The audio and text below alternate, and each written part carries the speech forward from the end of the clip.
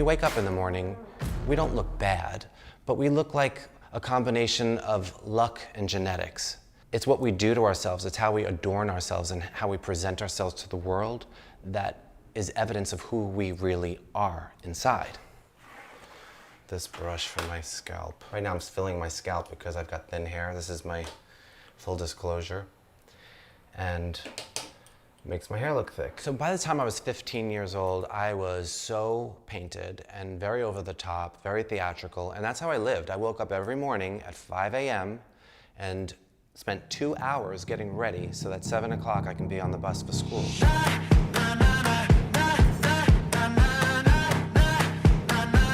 This is Lower East Side meets Chinatown. You've got borax. Yeah, you got it. This is good. I want to buy this. Borax used to be used in like different products years ago, and it's not used anymore. Just like lanolin isn't really used very much anymore. But this is really hard to find. So you see, you come to different areas and you discover things. And I can go home and mix up a batch of some old-fashioned beauty.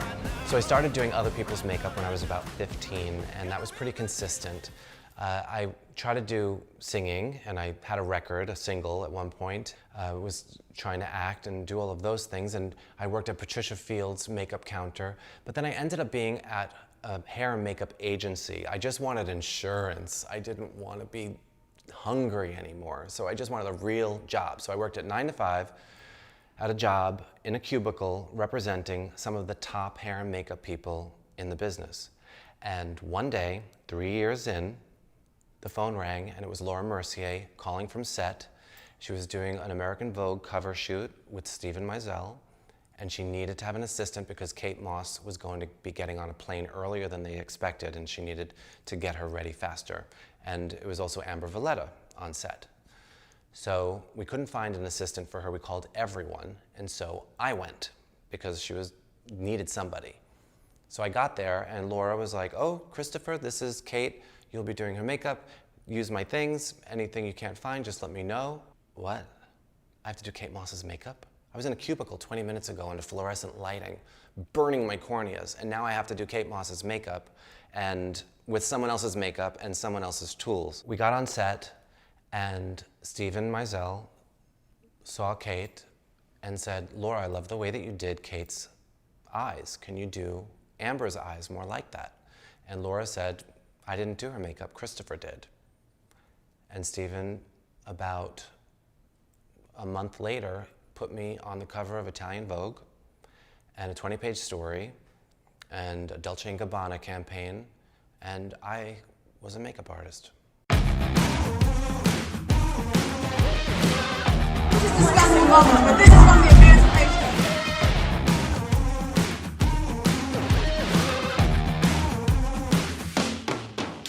Did she die? Oh. Hey, Chris, how's it going? I'm good. How's it going? Pretty good. There's a lot of updates. So, Mariah's team is holding you already for the 17th for one shoot. Come back to New York, and then remember, on the 19th, you're holding for another Kelly Ripa job. For the gala, that gala thing that she's doing. Okay. Thank All you, right, thank you, we'll talk thank to you you. And when this starts making more sense, please let me know. This way I could try to schedule a life in between all of this. It's like everyone is, today, you're supposed to just fit into all these different little boxes and categories of what everybody considers beautiful. But beauty is something different to everybody.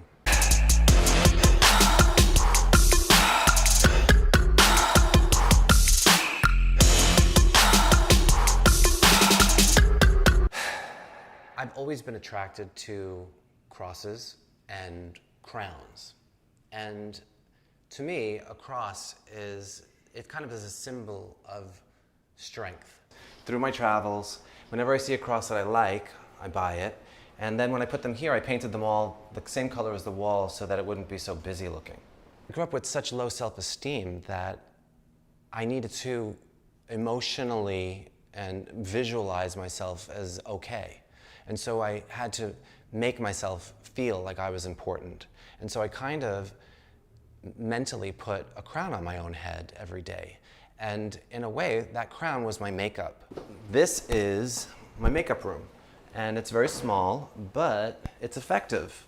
So I do makeup in here. This is where I get ready in the morning. This is, you know, the main space of my home. It's an open floor plan. It's open to the kitchen and the living room and the dining room, 20-foot ceilings, and I just wanted it to feel open and spacious. I wanted it to feel grand. I call it vanilla goth. And this is a mural that I had my friend Brian O'Neill paint. I've known him ever since I was a teenager, and I wanted something that depicted the struggle between good and evil. So we have an archangel fighting demons and putting them back in hell. Why not?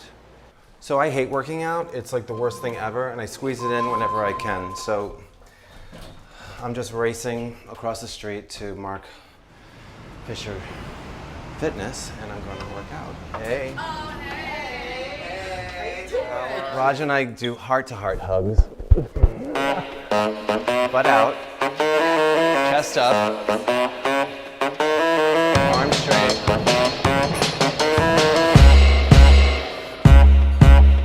My friends that are coming tonight are from Malaysia. They're in a band, and Beat the System is the name of the band. And they're here pursuing their musical dreams. The inspiration for my cosmetic line is possibilities. Everything is possible. I even have this tattoo. It's possible. If you could think it, it's possible. If you could dream it, it's possible. If you want to be it, be it. Makeup is possibilities. You could take the same 4 eyeshadows and you can make somebody into a monster or a princess. It's all in what you want to express. I'm Kristofer Buckle, celebrity makeup artist.